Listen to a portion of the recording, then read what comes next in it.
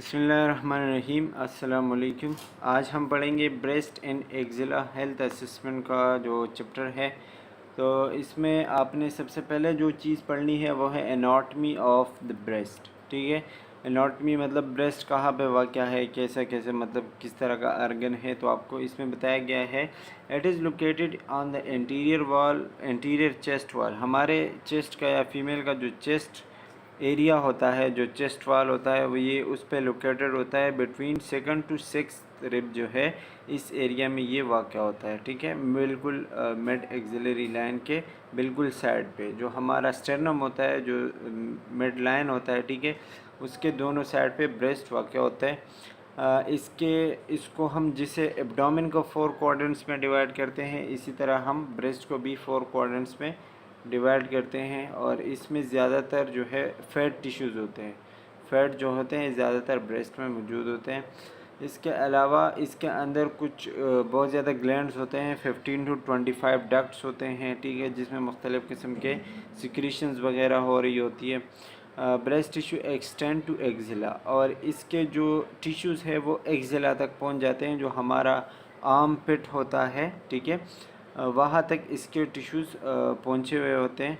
Centre of the each breast is nipple. इसके centre में, हर breast के सेंटर में क्या होता है, नेपल होता है, जो कि राउंड शेप होता है और कलर हुआ होता है, ठीक है, जो कि ज़्यादातर ब्राउन या डार्क कलर का होता है। अच्छा, Ellora surrounded by the nipple, और नेपल के जो इर्द गिर्द जो सराउंडेड एरिया है, ठीक है, इसको हम क्या कहते हैं, एरोला कहते हैं। तो ये कुछ चीज़ें हैं जो कि ब्रेस्ट के एनाटॉमी के हवाले से पता होनी चाहिए। अच्छा, इसके जो टिश्यूज़ हैं वो कौन कौन से हैं। ग्लैंडुलर टिश्यूज़ है, contain 15 to 20 lubes radiating from the nipples, and these contain lobules. Each lobule has alveoli for producing milk. Glandular tissue जो है वो तकरीबन 15 से 20 इसमें मौजूद है, ठीक है, और ज़्यादातर मिल्क प्रोडक्शन में काम करते हैं। फाइब्रस टिश्यूज़ है, कूपर्स लिगामेंट्स है, ठीक है, ये क्या काम करते हैं कि इसका जो सरफेस है, जो मतलब ब्रेस्ट को चेस्ट सरफेस के साथ जोड़े रखता है, इसके साथ अटैच रखता है। फाइब्रस टिश्यूज़ या कूपर्स लिगामेंट जो है। एडिपोज टिश्यू क्या है, layer of subcutaneous and retromammary fat actually provide most of the bulk. मतलब जो ब्रेस्ट का जो शक्ल है, जो स्ट्रक्चर है, ठीक है, ये ज़्यादातर एडिपोज टिश्यू की वजह से होता है। 3 किस्म के टिश्यूज़ हैं, ग्लैंडुलर जो कि मिल्क प्रोडक्शन में काम आते हैं, फाइब्रस टिश्यू जो कि इसको सपोर्ट करने में काम करते हैं, ब्रेस्ट को चेस्ट वाल के साथ इसको अटैच रखते हैं, और एडिपोज टिश्यू जो है इसका बल्क बनाता है, मतलब इसका जो स्ट्रक्चर है वो बनाते हैं, ठीक है। अच्छा, इसमें जो है आपको बताया गया है एक्सिलरी टेल और एडिपोज टिश्यू और सारी चीज़ें बताई गई हैं, तो ये आप इसमें देख सकते हैं। अच्छा, इसमें और भी डिटेल के साथ बताया गया है कि कौन कौन सी टिश्यूज़ है, क्या क्या चीज़ें हैं, सेकंड रिब्स, और आपको जो है सारी चीज़ें इसमें दिखाई गई हैं, ल्यूब्यूल और एरोला सब कुछ बताया गया है, तो ये भी आप देख सकते हैं। अच्छा, अब आते हैं ब्लड वेसल पे। तो ब्लड वेसल्स क्या काम करते हैं, यहाँ पे oxygen, nutrients and other life sustaining nourishment are delivered to breast tissue by arteries and capillaries. मतलब जितने भी चीज़ें ऑक्सीजन है, न्यूट्रिएंट्स है, या जितने भी ज़िंदगी के लिए चीज़ें चाहिए और ब्रेस्ट के सेल्स के लिए ज़रूरी है, तो वो आर्टरीज़ और वेन के ज़रिए से यहाँ तक पहुँचती है, ठीक है। तो मतलब इसका ये हुआ कि ब्रेस्ट में ब्लड वेसल्स की भी अच्छी खासी तादाद है, आर्टरीज़ और कैपिलरीज़ की। Lymphatic system, the breast has extensive lymphatic system. इसमें जो है लिम्फेटिक सिस्टम भी होता है। लिम्फ नोड जिसको हम कहते हैं, मुख्तलिफ़ किस्म के लिम्फ नोड पाए जाते हैं जो कि ज़्यादातर इम्यूनिटी में काम करते हैं। 4 groups of axillary nodes are present. इसमें 4 ग्रुप्स पाए जाते हैं नोड्स के, जिसमें सेंट्रल एक्सिलरी नोड, पेक्टोरल जो कि सामने की तरफ होते हैं, ठीक है, सब स्केपुलर जो कि पीछे की तरफ होते हैं, और लेटरल साइड्स पे होते हैं। ये आपको दिखाई भी है इस पिक्चर में। तो ये कुछ लिम्फेटिक सिस्टम है, स्पेशली इसके जो 4 नाम है ये पता होने चाहिए, याद होने चाहिए। अच्छा, इसमें जो है आपको सारी चीज़ें बताई गई है। Arrow indication indicate direct of flow, ठीक है, और ये डायग्राम में बताया गया है सारा लिम्फ नोड्स और जितने भी चीज़ें हैं वो स्पेशली बताया गया है कि कैसे आते हैं और कैसे जाते हैं। ब्रेस्ट के अंदर कौन सा लिम्फोड कहाँ से आता है और कहाँ से निकल के जाता है। ये जो एरो का निशान जिस तरफ होगा उसी तरफ उसका डायरेक्शन आपको शो करेगा। अच्छा, फिर इसके अंदर जो है कुछ टाइप्स ऑफ वेसल्स होते हैं, 3 टाइप्स। इसमें जो है डक्ट्स आते हैं, लिम्फ वेसल्स आते हैं और ब्लड वेसल्स आते हैं। डक्ट जो है ये ज़्यादातर मिल्क प्रोडक्शन में काम करते हैं। लिम्फ वेसल जो है ये वेस्ट प्रोडक्ट जो है यहाँ से ख़त्म करवाता है। और ब्लड वेसल जो है ये नरिशमेंट और इसके लिए जो न्यूट्रिएंट्स वगैरह चाहिए होते हैं वो लेके आते हैं और लेके जाते हैं। ठीक है, तो इन तीनों के भी काम पता होने चाहिए, डक्ट्स, लिम्फ नोड्स या और इसके साथ साथ ब्लड वेसल्स के। अच्छा, इसके अलावा फिजियोलॉजी काम क्या है ब्रेस्ट का। सबसे पहले तो produce the milk for the nurturance, मतलब मिल्क प्रोड्यूस करते हैं बच्चों के लिए। ठीक है, सेक्सुअल एक्टिविटी में भी मतलब एक प्लेजर देता है। ठीक है, provide protection to the interior thoracic wall, और इसके साथ साथ ये जो हमारा चेस्ट वॉल होता है इसको एक प्रोटेक्शन देता है। और फेमिनाइन कैरेक्टरिस्टिक है, मतलब औरतों की या फीमेल की ये एक कैरेक्टर है ब्रेस्ट। ठीक है, तो ये इसकी फिजियोलॉजी है। इसके अलावा 5 स्टेजेस ऑफ ब्रेस्ट डेवलपमेंट होते हैं, मतलब एज के साथ साथ ब्रेस्ट डेवलपमेंट कैसे होती हैं, 5 स्टेजेस में होती है।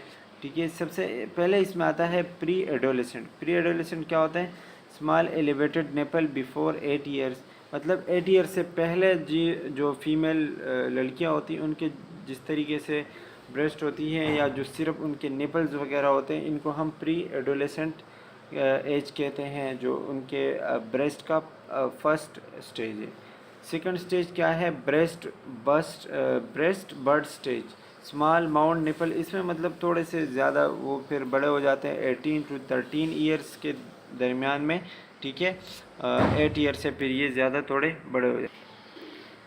अच्छा जी, इसके अलावा प्राइमरी ब्रेस्ट एनलार्जमेंट क्या होता है कि ब्रेस्ट एरोला लार्ज, इसमें जो है एरोला जो मैंने बताया निपल के सराउंडेड जो एरिया है वो एनलार्ज हो जाता है। ठीक है, निपल जो है वो थोड़ा ब्रेस्ट में बाहर की तरफ आते हैं, फ्लश हो जाते हैं, और ये 13 to 18 ईयर्स के एज में होता है। ठीक है, सेकेंडरी ब्रेस्ट एनलार्जमेंट क्या होता है, areola and nipple form a secondary mound over breast.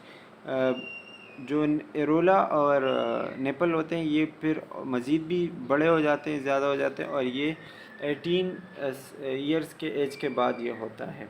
Mature breast क्या होता है कि आफ्टर 18 ईयर जितना भी मतलब आप एक फ़ीमेल का एज होता है, ठीक है, तो उसमें निपल जो है प्रोट्रूट मतलब बिल्कुल बाहर आ जाते हैं। एरोला जो है वो भी ब्रेस्ट कंटूर में मतलब शामिल हो जाता है। ठीक है, और ये जो है 18 साल के बाद होता है और इसको हम मेच्योर ब्रेस्ट कहते हैं। तो 5 स्टेजेस है, प्री एडोलेसेंट, ब्रेस्ट मर्ड stage, primary breast enlargement, secondary breast enlargement और साथ साथ मेच्योर ब्रेस्ट। तो इसके 5 स्टेज, इसके अंदर कितने कितने साल तक ये होता है ये पता होने चाहिए। ठीक है, और इसके नाम पता होने चाहिए।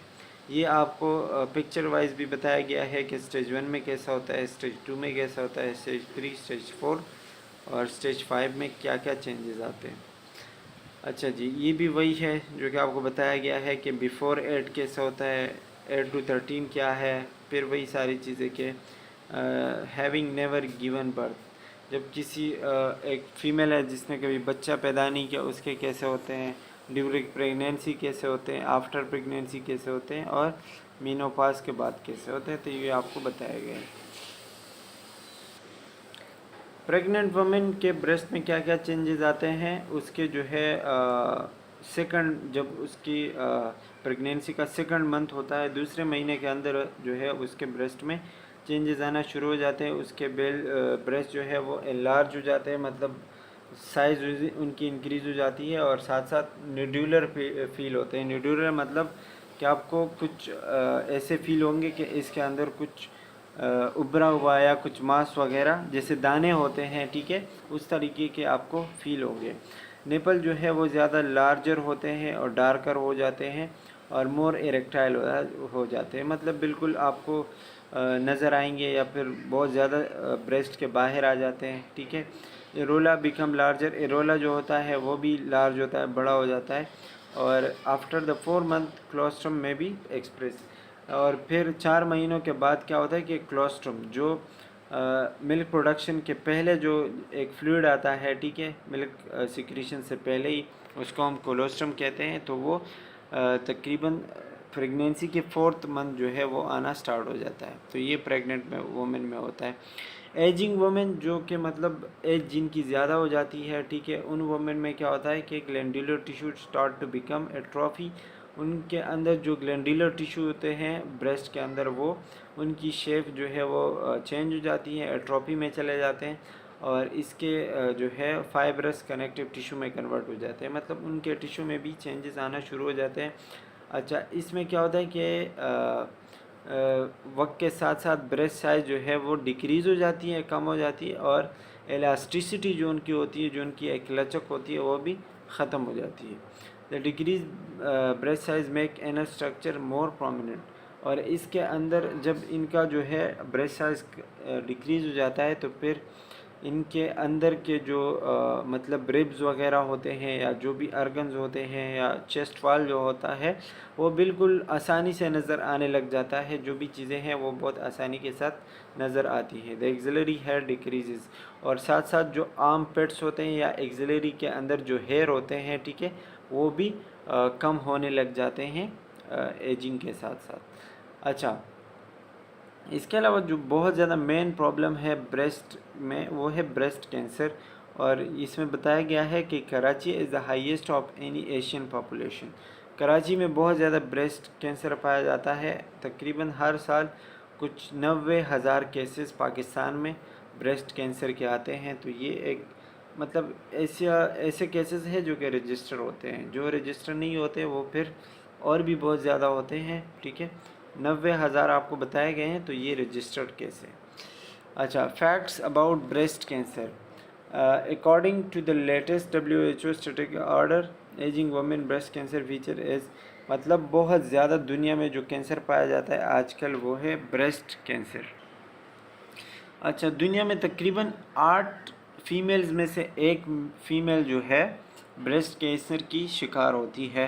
तो ये मतलब एक बहुत बड़ी रेशो है कि दुनिया में जो सबसे ज़्यादा ग्लोबली सबसे ज़्यादा जो कैंसर पाया जाता है वो है ब्रेस्ट कैंसर, ठीक है। इसके अंदर आपको कुछ रिस्क बताए गए हैं कि कौन कौन सी चीज़ें हैं जिनकी वजह से आपको ब्रेस्ट कैंसर हो सकती है, और ये स्पेशली वो चीज़ें हैं जिनमें आप कोई भी चेंज नहीं कर सकते, मतलब अगर आप चाहे भी तो इन चीज़ों को नहीं चेंज कर सकते। सबसे पहले फैमिली हिस्ट्री है, फैमिली में अगर एक चीज़ आ रही है तो फिर आपको भी होगी। आप रेडिएशंस जो है, आप किसी ऐसी जगह पे काम करते हैं जहाँ पे रेडिएशंस बहुत ज़्यादा होती हैं, जेनेटिक फैक्टर, वही फैमिली वाली बात है। एज के साथ साथ हो जाता है, पर्सनल कोई हिस्ट्री है या फिर रिप्रोडक्टिव हिस्ट्री है। रिप्रोडक्टिव हिस्ट्री मतलब ये कि अगर आपके बच्चे नहीं है, बच्चे नहीं पैदा हो रहे, तो ऐसे फीमेल्स को ब्रेस्ट कैंसर के चांसेस बहुत ज़्यादा होते हैं। वो कौन सी चीज़ें हैं इसके अलावा जो कि जिनको आप कंट्रोल करें या चेंज करें तो आपको ब्रेस्ट कैंसर के चांसेस बहुत ज़्यादा कम हो जाते हैं, जिसमें सबसे पहले ओबेसिटी है। ओबेसिटी की तरफ अगर आप नहीं जाएंगे या कंट्रोल करेंगे अपनी ओबेसिटी, तो ब्रेस्ट कैंसर का ख़तरा कम हो सकता है। एक्सरसाइज के वजह से, या फिर अगर आप चाइल्ड नहीं प्रोड्यूस कर रहे, मतलब बच्चे नहीं पैदा कर रहे, ठीक है, तो वो अपना चेंज करें, ठीक है। इसके अलावा अगर आप बर्थ कंट्रोल पिल्स ले रहे हैं, कुछ ऐसी पिल्स वगैरह होती हैं जो कि फीमेल्स लेती हैं कि वो प्रेग्नेंट ना हो, ठीक है। अल्कोहल अगर बहुत ज़्यादा लेते हैं या फिर हार्मोन्स रिप्लेसमेंट करते हैं, ठीक है, और ब्रेस्ट फीडिंग अगर नहीं कराते तो आपको ब्रेस्ट कैंसर हो सकता है। तो इन सारी चीज़ों को अगर आप चेंज करेंगे, कोई ना कोई इसमें चेंजेस लाएंगे, तो आपको ब्रेस्ट कैंसर के चांसेस बहुत कम हो सकते हैं। अच्छा, फिर आप इसमें जब एग्जामिनेशन करोगे, इसका जब असेसमेंट करोगे तो क्या क्या देखोगे, इसमें पेन देखोगे, लंप मतलब कोई भी स्वेलिंग, कोई भी मास वगैरह, ठीक है। डिस्चार्ज के कोई डिस्चार्ज तो नहीं हो रहा ब्रेस्ट से, रेशेस देखोगे, कोई ख़ारिश वगैरह, ठीक है। स्वेलिंग देखोगे और कोई इंजरी ट्रॉमा वगैरह देखोगे। इसमें आप हिस्ट्री ऑफ ब्रेस्ट डिजीज़ लोगे सब्जेक्टिव डेटा में, सर्जरी या रेडिएशन के बारे में पूछोगे कि पहले कोई सर्जरी तो नहीं हुई, मेडिकेशंस कौन कौन सी इस्तेमाल करती हैं, ठीक है।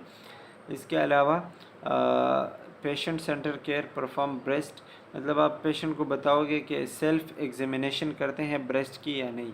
सेल्फ एग्जामिनेशन क्या है ये इस स्लाइड में आगे आपको देखने को मिलेगा। इसके अलावा आप एक्जिला में क्या क्या देखोगे, टेंडरनेस देखोगे, लम्प, स्वेलिंग, रेशेस वगैरह जो हमने पहले पढ़ी वही सारी चीज़ें देखोगे। अच्छा, इसमें आप क्वेश्चंस क्या क्या करते हो कि पेन के हवाले से आप मतलब पूछते हो कि एनी पेन टू टेंडरनेस, कोई पेन है या कोई सख्ती है, ठीक है, कोई सख्त तो फील नहीं हो रहा आपके ब्रेस्ट वगैरह, ठीक है, या मेंस्ट्रुअल साइकिल के बारे में पूछ सकते हैं, ठीक है। Lump, have you notice any thickening, मतलब ब्रेस्ट के अंदर तो कोई मांस वगैरह नहीं फील हो रहा या आपने तो कोई नोट नहीं किया। और डिस्चार्ज के बारे में पूछेंगे कि डिस्चार्ज तो नहीं हो रहा, अगर हो रहा है तो कब हो रहा है, किस कलर का हो रहा है, ठीक है, जिसको हम ग्लैक्टोरिया भी कहते हैं, ठीक है। रेश, कोई भी रेश हो ब्रेस्ट पे वो आप देखोगे, स्वेलिंग हो, सर्जरी हो, ट्रामा हो, इन सारी चीज़ों के बारे में आपने पूछना है, मेडिकेशंस के बारे में पूछना है, ठीक है।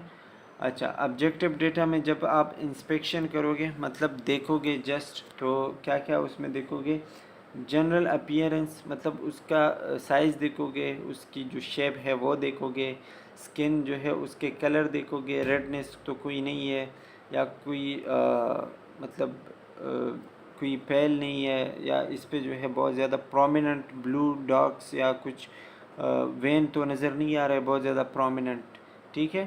तो ये सारी चीज़ें आप उसमें देखोगे। निपल्स क्या कैसे देखोगे, दी शुड बी फ्लैट और प्रोट्रूड ऑन बोथ साइड, या तो बिल्कुल फ्लैट होने चाहिए इक्वली दोनों, ठीक है, या फिर बिल्कुल बाहर की तरफ होने चाहिए। अच्छा, नेपल में आप ब्लीडिंग नोट करोगे या फिर कोई भी डिस्चार्ज, नेपल से कोई ब्लीडिंग तो नहीं हो रही या कोई डिस्चार्ज वगैरह तो नहीं हो रहा, ठीक है, तो ये आप नोट करोगे। इसके अलावा पेल्पेशन अगर आप करोगे तो पेल्पेशन में आप कैसे करोगे कि बिफोर पेल्पेशन सुपाइन पोजीशन में आप जो है वो पेशेंट को लेटाओगे और उसके सर के नीचे या शोल्डर्स के नीचे एक तकिया रखोगे, पिलो रखोगे, उसको कहोगे ये कि अपने हाथ जो है बिल्कुल अपने सर के पीछे रखें, place your finger pads flat on the breast and compress the tissue. अच्छा, फिर आप क्या करोगे कि अपनी जो उंगलियां हैं वो ब्रेस्ट टिश्यू पे आराम से रखोगे और उसको पिलपेट करोगे। अगर आपको कोई सख्ती वगैरह फ़ील हो रही है या फिर आपको कोई मांस वगैरह फ़ील हो रहा है तो फिर आपने देखना है। अच्छा, इसका जो आप पिलपेशन करोगे वो आप सर्कुलर मोशन में करोगे या फिर वर्टिकल स्ट्रेप मेथड में करोगे, जो कि हम आगे देखते हैं। ये आपको बताया हुआ है कि सर्कुलर मोशन में बिल्कुल आप एक सर्कल में देखेंगे, सर्कल में अपना हाथ मूव करेंगे, देखेंगे, ठीक है, उसमें कोई लंप वगैरह या कोई मतलब कोई मास तो नहीं फील हो रहा। वेस्ट भी आपको बताया हुआ है कि बाहर की तरफ और अंदर की तरफ आप जाओगे, देखोगे, ठीक है। और वर्टिकल स्टेप क्या है कि नीचे से ऊपर की तरफ और ऊपर से नीचे की तरफ आप आओगे और पूरा ब्रेस्ट जो है आप पेल्पेट करोगे, देखोगे कि कौन कौन से मसले हैं या कोई जो एबनॉर्मेलिटी है वो तो नहीं फील हो रही। अच्छा, ब्रेस्ट पिल्पेशन वही चीज़ है कि मतलब किस लिए करोगे, नोड्यूल्स देखोगे या फिर अंडर टेंडरनेस देखोगे, ठीक है, कोई सेस्ट कहते हैं मतलब कोई भी एबनॉर्मल मास हो, ठीक है, ये सारी चीज़ आप देखोगे। इन्फेक्शन देख सकते हो, जितनी भी एबनॉर्मेलिटीज़ है, ठीक है, एक ऑर्गन्स के हवाले से वो आप इसमें देखोगे, ठीक है, उसका स्मूथनेस देखोगे या बिल्कुल सॉफ्ट फील होनी चाहिए, उसकी इलास्टिसिटी जो है वो मेंटेन होनी चाहिए। तो ये सारी चीज़ें आपने देखनी है।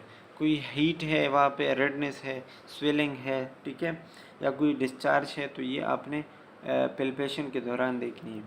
अच्छा, नेपल जब आप पिलपेट करोगे तो कैसे करोगे, with your thumb and four finger gently depress the nipple tissue, मतलब आप अपने दो फिंगर से, थंब और फोर फिंगर जो होती है उनसे नेपल को जो है प्रेस करोगे और फिर देखोगे कि उससे कोई डिस्चार्ज वगैरह तो नहीं आ रहा। या उसमें कोई स्किन चेंजेस, कलर वगैरह में तो चेंज नहीं आ रहा है, ठीक है। एक्सेप्टेड प्रेगनेंसी की लैक्टेशन, प्रेगनेंसी के अलावा, क्योंकि प्रेगनेंसी में क्या होता है कि ज़्यादातर मिल्क प्रोडक्शन होता है तो मिल्क डिस्चार्ज हो सकती है, ठीक है। इसके अलावा अगर कोई और डिस्चार्ज होती है ब्रेस्ट से तो वो एबनॉर्मल कंडीशन है। अच्छा, लंप में आप क्या देखोगे, लंप मतलब कोई भी मास हो, कोई भी टेंडरनेस हो, वो आप देखोगे। क्लॉक फेस, वही तो मैंने बता दिया, जो आप सर्कुलर मोशन में देखोगे, उसका साइज़ देखोगे सेंटीमीटर में, के लेंथ बाई थिकनेस आप मल्टीप्लाई करके देखोगे विड्थ के साथ, ठीक है। शेप देखोगे कि बिल्कुल ओवल ओवल शेप है, मतलब अंडे की तरह है, या फिर बिल्कुल राउंड है, या कोई बिल्कुल सीधा है, ठीक है, या बहुत ज़्यादा जो है वो इलास्टिसिटी उसकी ख़त्म हो चुकी है। ये सारी चीज़ें आप उसमें देखोगे। कंसिस्टेंसी देखोगे, मतलब बिल्कुल सॉफ्ट फील हो रहे हैं या फिर हार्ड फील हो रहे हैं, ठीक है, कैसे फील हो रहे हैं, कंसिस्टेंसी में आप ये देखोगे। इसके अलावा आप देखोगे कि मूवेबल है, या मतलब फ्रीली मूव हो रहे हैं या नहीं हो रहे, ठीक है। या फिर डिस्टिंक्टिव, मतलब इज़ द लम्प सोलेटरी और मल्टीपल, मतलब एक लंप है या बहुत ज़्यादा है, ठीक है। अगर चीज़ें ज़्यादा हैं तो वो भी आपने नोट करने हैं, एक है तो भी आपने नोट करना है। अच्छा, नेपल जो है इज़ डिस्प्लेस्ड, मतलब अपनी जगह से किसी दूसरी जगह तो नहीं गया हुआ, उसका जो प्लेस है वो तो नहीं चेंज हुआ, या फिर अंदर की तरफ नहीं गया हुआ बहुत ज़्यादा। डिम्पल जिसको हम कहते हैं, जैसे फेस पे पड़ते हैं डिम्पल्स, ठीक है, वो तो नहीं हुआ। टेंडरनेस, वही फिर से वही बात, या लेम्फ एडिनोपैथी। लेम्फ एडिनोपैथी मतलब कि जो लेम्फ नोड्स है ब्रेस्ट में, वो उनकी एनलार्जमेंट तो नहीं हुई या फिर स्वेलिंग तो नहीं हुई, तो ये सारी चीज़ें आप इसमें देखोगे। अच्छा, एक्जेला जब आप पेल्पेट करते हो, जो हमारा आर्म पेट होता है, ठीक है, उसको जब आप पेल्पेट करते हो तो क्या करते हो, उसको आप कहते हो कि अपने हाथ को साइड पे रखें, ठीक है। Place your finger directly behind the pectoral muscle. Pectoral muscle जो होता है जो हमारे चेस्ट का, ठीक है, उसके पीछे आप हाथ रखोगे, अपने फिंगर रखोगे pointing toward the mid clavicle. जो क्लेविकल बोन होता है उसकी तरफ आप अपने फिंगर्स रखोगे। Try to palpate the central nodes, इसमें आप वही नोड्स वगैरह देखोगे कि नीचे की तरफ आए हुए या फिर चेस्ट वाली की तरफ आए हुए हैं, ठीक है। जो इसमें हम ज़्यादातर नोट्स देखते हैं, और वही सारी चीज़ें कि हार्डनेस देखते हैं, लम्ब्स देखते हैं, टेंडरनेस देखते हैं, इन्फेक्शन वगैरह देखते हैं, ठीक है। इसी तरीके से आप पिल्पेशन करोगे एक्जिला का। अच्छा, ये आपको एबनॉर्मल ब्रेस्ट फाइंडिंग्स बताया हुआ है कि डिम्पल मतलब अंदर की तरफ जब चले जाते हैं निपल्स, ठीक है, तो इस तरीके के नज़र आते हैं। जब एडिमा होता है तो दूसरे पिक्चर में आपको दिखाया है बिल्कुल बाहर आते हैं, और एडिमा उसमें मतलब स्वेलिंग वगैरह होती है। अच्छा, इसमें आपको एक चीज़ बताई है, बिनाइन जो है, बिनाइन का मतलब है तो मतलब कैंसर की तरफ बात जा रही है, फाइब्रोसिस्टिक ब्रेस्ट डिजीज़। अच्छा, इसमें भी वही सारी चीज़ें बताई गई हैं जो कि हमने पहले पढ़ी, कि मतलब टेंडरनेस वगैरह जब होती है, ठीक है, लेकिन इसमें क्या है कि कुछ क्या कहते हैं टर्मिनोलॉजीज़ है, ठीक है, तो वो आपने देखनी है कि मेस्टेल्जिया क्या होता है। मेस्टेल्जिया हम कहते हैं सीवियर पेन को, जो कि ब्रेस्ट पेन में होता है, ठीक है। मेस्टेल्जिया मतलब सीवियर ब्रेस्ट पेन, ठीक है, both cyclic and non cyclic, मतलब या तो साइक्लिक पोजीशन में होगा या फिर नॉन साइक्लिक होगा, लेकिन जब सीवियर ब्रेस्ट पेन होता है इसको हम मेस्टेल्जिया कहते हैं। फिर दूसरा है नोडुलरिटी। नोडुलरिटी क्या होता है कि सिग्निफिकेंट लंपीनेस, मतलब बहुत ज़्यादा लम्प्स होए या बहुत ज़्यादा टेंडरनेस है, कोई मासेस वगैरह आपको फील हो रहे हैं तो आप इसको नोडुलरिटी कहते हो। डोमिनेंट लम्प जो है बहुत ज़्यादा इंक्लूडिंग सिस्ट एंड फाइब्रोएडिनोमास, ठीक है, इसमें भी सेस्ट वगैरह जो मासेस होते हैं वो आते हैं। निपल डिस्चार्ज आपने देखने होते हैं, और इन्फेक्शंस एंड इन्फ्लेमेशन देखने होते हैं। तो ये फाइब्रोसिस्टिक में ये सारी चीज़ें आती हैं, तो ये आपने देखनी है। अच्छा, इसमें जो है आपको बताया गया है कि कब कब ये मसले हो सकते हैं। लाइकली एज 15 to 30 ईयर जो है फाइब्रोएडिनोमा हो सकता है। शेप जो है उसका राउंड होता है। बेनाइन ब्रेस्ट डिजीज़ आपको बताई गई है कि कौन कौन से एज में हो सकती है। खैर, ये आपके पढ़ने की चीज़ है, ये जो टेबल है तो ये आप अच्छे से देख सकते हो और पढ़ सकते हो। इसमें आपको बहुत सारी काम की चीज़ें मिलेंगी, ठीक है। तो ये आप अच्छे से पढ़ लें। आई होप कि सही से नज़र आ रहा होगा, तो इसको इग्नोर नहीं करना है। अच्छा, सेल्फ ब्रेस्ट एग्जामिनेशन जिसको हम SBE कहते हैं, ये क्या है कि एक टेक्निक है जो फीमेल्स होती हैं, अगर वो डॉक्टर के पास नहीं जा सकती तो ख़ुद अपना सेल्फ ब्रेस्ट एग्जामिनेशन कर सकती हैं। इसके कुछ तरीके होते हैं जो कि हम आगे पढ़ रहे हैं, ठीक है। ये आप स्टैंडिंग, सिटिंग या फिर लाइंग पोजीशन में कर सकते हो। आप जो है एक मिरर के आगे खड़े होंगे और देखेंगे कि मतलब कोई एबनॉर्मेलिटी तो नज़र नहीं आ रही ब्रेस्ट में, ठीक है, जिसमें आपका पूरा चेस्ट वाल नज़र आना चाहिए, मिरर ऐसा होना चाहिए, ठीक है। फिर आप साइज़ के लिए देखोगे, साइज़ सही है, रेडनेस नहीं है, कोई स्किन चेंजेस नहीं है, सिमेट्री बिल्कुल इक्वल है, मतलब दोनों ब्रेस्ट एक जैसे हैं, ठीक है। निपल जो है अंदर की तरफ है, बिल्कुल सही है, या कोई बल्जिंग या डिम्पलिंग, मतलब कोई चीज़ बाहर तो नहीं आया हुआ या कोई चीज़ अंदर की तरफ तो नहीं गया हुआ, ये सारी चीज़ आप देखोगे। अच्छा, स्टेप 1 इसमें क्या है कि टर्न साइड टू साइड, मतलब हाथ नीचे करके साइड टू साइड देखोगे कोई भी चेंज हो, ठीक है। स्टेप 2 में आप जो है अपने हाथ जो है वेस्ट पे रखोगे, मतलब अपने कमर पे रखोगे और देखोगे किसी भी चेंजेस के लिए साइड टू साइड, ठीक है। स्टेप 3 में आप अपने हाथ सर के पीछे करोगे और देखोगे कि एक्जिला में या ब्रेस्ट में कोई चेंज तो नहीं है। स्टेप 4 में आप थोड़ा सा जो है वो बेंड होंगे, अपने बॉडी को बेंड करेंगे और देखेंगे कि किसी भी चेंज के लिए। अच्छा, हैंड मूवमेंट क्या है? हैंड मूवमेंट में आप अपने 3 फिंगर्स को अपने ब्रेस्ट के ऊपर जो है रखोगे और जेंटली आप उसको पेल्पेट करोगे, देखोगे अगर आपको कोई भी टेंडरनेस या कोई भी मांस वगैरह या सख्ती महसूस हो रही है तो ये भी एक मतलब निशानी हो सकती है या कोई भी मसला इसमें हो सकता है, ठीक है। पेल्पेशन पैरामीटर क्या है कि आप अपने गले से लेके बिल्कुल ब्रेस्ट के एंड तक और एक्जिला तक ये सारी चीज़ें आप देखोगे, जो कि आपको मतलब पिक्चर में जो शेड एरिया नज़र आता है ना, ये सारा जो एरिया है ये आप पेल्पेट करोगे, देखोगे, ठीक है। पेल्पेशन आप किस तरीके से करोगे वो आपको इस लाइन के थ्रू बताया गया है कि इस तरीके से आपने पेल्पेट करना है, ठीक है। इसके आपको नाम पता होना चाहिए, बाकी जो है इसमें कोई MCQs तो आई डोंट थिंक सो के आएंगे। अच्छा, फिर ब्रेस्ट पेल्पेशन में दोबारा जो है तरीका बताया गया है, सर्कुलर मोशन भी बताया गया है, सर्कुलर भी आपने चेक करना है, ठीक है। और इसके अलावा examination of the arm pets आप इस तरीके से चेक करोगे, ठीक है। ब्रेस्ट में आप देखोगे, मतलब नेपल्स को जो है आप स्क्वीज़ करोगे, उस पर थोड़ा दबाव डालोगे, देखोगे कि कोई डिस्चार्ज वगैरह तो नहीं हो रहा, या फिर जो है कोई जो आप मतलब जो फीमेल्स के कपड़े होते हैं उन पे कोई निशान वगैरह तो नहीं है, ठीक है। अच्छा, इसमें आप देखोगे किसी भी लंप के लिए जो कि इसमें दिखाया गया है, ठीक है, आपको ये नज़र आ रहा होगा, ठीक है। तो इस तरीके से अगर कोई भी निशान वगैरह है ये आप देखोगे, ये वार्निंग साइंस है, मतलब कोई भी मसला हो सकता है, ठीक है। इसके अलावा अगर ब्रेस्ट में पेन हो रहा है बहुत ज़्यादा, ये भी एक वार्निंग साइन है। अगर कोई भी जो है वो टेक्सचर में चेंज आ रहा है, या फिर जो है बहुत ज़्यादा रेड हुई है, या फिर स्किन में कोई चेंजेस वगैरह आ रहे हैं, ये देखोगे। अगर लीकिंग हो रही है, नेपल से कोई भी फ्लूइड लीक हो रहा है या ब्लड लीक हो रहा है, ठीक है, ये देखोगे। इसके अलावा अगर नेपल जो है अंदर की तरफ बहुत ज़्यादा चले जाते हैं, रिट्रैक्शन हो जाती है, ठीक है, ये भी एक वार्निंग साइन है। या आपका जो है डिम्पलिंग हो जाती है, ठीक है, जैसे कि पिक्चर में दिखाया गया है, ये भी वार्निंग साइंस में आता है, ठीक है।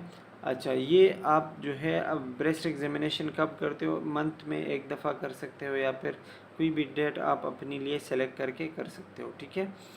अच्छा, बी सेफ बी श्योर, मतलब आप क्यों करते हो ब्रेस्ट एग्जामिनेशन या सेल्फ एग्जामिनेशन? ताकि आपको ख़ुद पता चले अपने ब्रेस्ट का, अपने सेहत का। तो इस तरीके से जो है वो करते हैं। इसके अलावा self breast examination stage familiar with normal breast finding, मतलब आप वही सारी चीज़ें देखोगे तो आपको पता चलेगा कि नॉर्मल है या फिर नॉर्मल नहीं है, ठीक है। तो ये सारी चीज़ें आप देख सकते हो। इसके अलावा जो है डायग्नोसिस में आप क्या करते हो? मेमोग्राफी क्या है? अलाउ द एफिशिएंट डायग्नोज, ये एक डायग्नोज है जो आप ब्रेस्ट कैंसर के लिए करते हो, की जाती है, ठीक है, ब्रेस्ट कैंसर के लिए। रेडियोलॉजिस्ट मिस डायग्नोज जो है 30 to 10 to 30% of the malignant cases, मतलब ये डायग्नोसिस वगैरह होते हैं, ठीक है। Of the cases send for the surgical biopsy only 10 to 20% are actually malignant. Breast cancer में मतलब 10 to 20% जो है वो मेलिग्नेंट होते हैं, बाकी बिनाइन होते हैं, ट्रीट हो सकते हैं अगर टाइम पे आपको पता चले और आप फाइंड आउट करो तो आपको जो है वो ट्रीट हो सकता है। And that's all about the breast cancer. I hope कि आपको समझ आ गया होगा। इंशाल्लाह मिलते हैं नेक्स्ट वीडियो में। अल्लाह हाफिज़।